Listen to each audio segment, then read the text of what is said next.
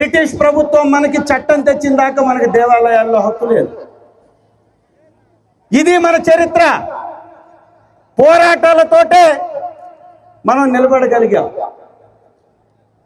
పుట్టినటువంటి బిడ్డ దగ్గర నుంచి చనిపోయినటువంటి శవం వరకు వివక్షకు గురయ్యాం.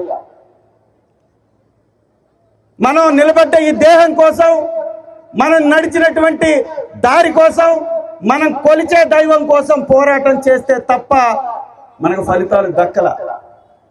అలాంటి ఒక వెనుకబడిన సమాజం నుంచి వచ్చినటువంటి వ్యక్తి ఈరోజు భారతదేశానికి అత్యున్నతమైనటువంటి రాజ్యాంగాన్ని అందించినటువంటి ఒక మహాశక్తిగా ఎదగడానికి కారణం తన పట్టుదల, తన వర్గాల్ని నడిపించాలనేటటువంటి పట్టుదల, తను పుట్టినటువంటి జాతిని ఈ సమాజంలో సమానంగా చూసే వరకు పోరాటం చెయ్యాలనేటటువంటి ఒక నిశ్చయం, తను తీసుకున్నటువంటి ఆ రోజు నిర్ణయం ఇవాళ మనల్ని ఇక్కడ నిలబెట్టి